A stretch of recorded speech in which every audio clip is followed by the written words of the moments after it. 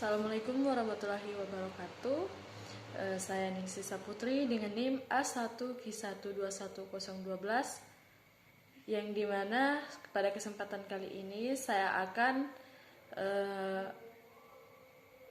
menjawab pertanyaan soal MIT pada mata kuliah pribadi sosial dalam bimbingan dan konseling. Adapun pertanyaan pertama yaitu jelaskan apa yang dimaksud dengan hakikat manusia. Langsung saja jawabannya itu, manusia adalah makhluk yang diciptakan dengan kesempurnaan dalam cara berpikir serta caranya untuk mengendalikan diri.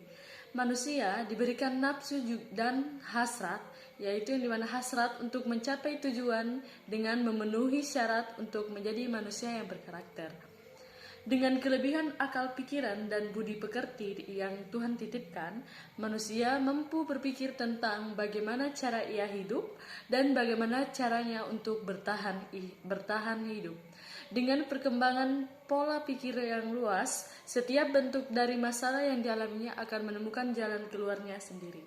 Dan dengan budi pekerti, manusia dapat dikatakan sebagai makhluk yang perasa, makhluk yang senantiasa menggunakan kata hati berupa panduan akal ataupun perasaan yang dapat membedakan antara perbuatan baik buruk maupun yang baik.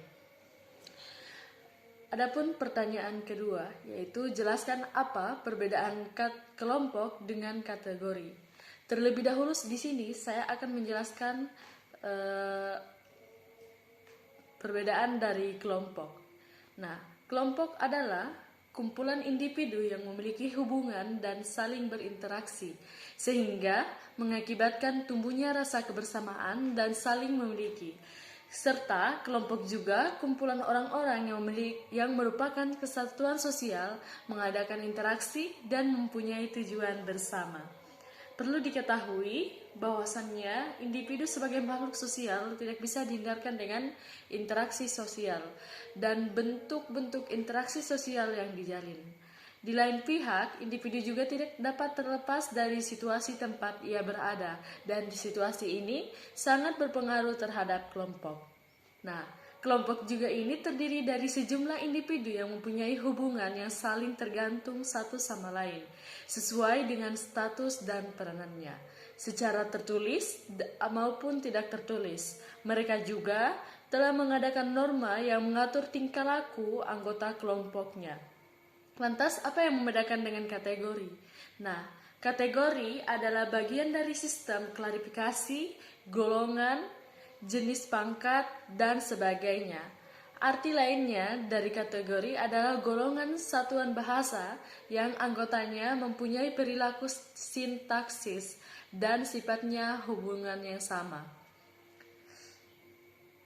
Pertanyaan ketiga yaitu jelaskan faktor-faktor yang berpotensi menggagalkan individu dalam mencapai tugas perkembangannya. Nah, perlu kita ketahui terlebih dahulu bahwa tugas perkembangan merupakan salah satu hal yang penting yang harus mampu dipenuhi oleh setiap manusia yang menjalani kehidupan. Hal ini dikarenakan tugas perkembangan salah satu bentuk wujud kemampuan dari seorang individu yang telah mampu mengembangkan dirinya dan mampu beradaptasi dengan lingkungannya.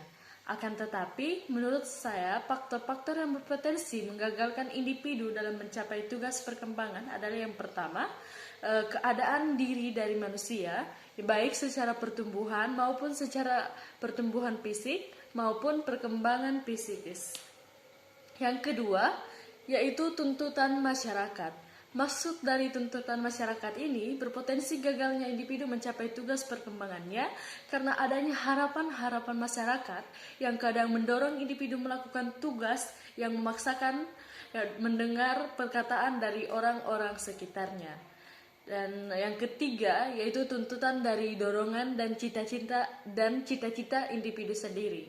Maksudnya ketika keinginan kita terlalu tinggi hingga pada akhirnya menyebabkan kita terjatuh yang dimana tidak sesuai dengan kemampuan atau tupoksi yang kita miliki. Dan keempat yaitu tuntutan norma yang diyakini. Maksudnya adanya batasan-batasan yang tidak boleh dilakukan oleh individu. Ya, itulah tadi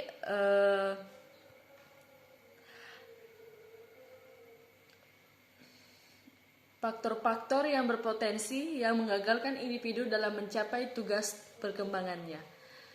Selanjutnya kita ke pertanyaan keempat, yaitu jelaskan apa yang terjadi jika dalam diri individu dimensi sosial paling menonjol.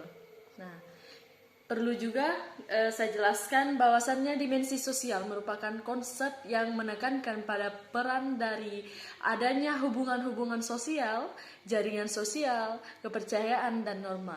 Dengan hubungan yang baik, maka akan mengurangi risiko terjadinya konflik yang terjadi jika dalam diri individu dimensi sosialnya lebih menonjol. Nah, dalam diri individu dimensi sosialnya lebih menonjol, maka akan dampak positifnya yang pertama yaitu lebih cepat berkembang, yang dimana hidupnya jauh lebih cepat maju dibandingkan mereka yang pendiam dan pemalu, karena mereka dapat mengesankan orang lain dengan mudah. Ia dapat membuat kontak yang baik dalam dengan individu lainnya. Selanjutnya yang kedua yaitu dampaknya yaitu mendapat banyak dukungan sosial. Individu merasa berada di antara semua orang atau setidaknya sebagian besar orang. Artinya ia akan selalu aktif secara sosial. Hal tersebut dapat membuatnya selalu terhubung dengan orang baru. Pada kesempatan seperti ini ia akan mendapat banyak pengalaman baru, sebab ia lebih mudah mengerti orang lain dan peka terhadap kebutuhan mereka.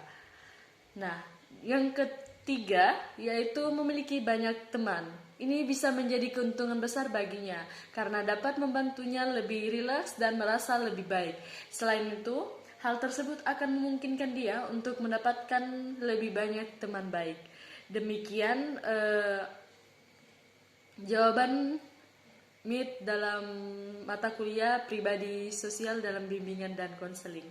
Sekian dari saya. Wassalamualaikum warahmatullahi wabarakatuh.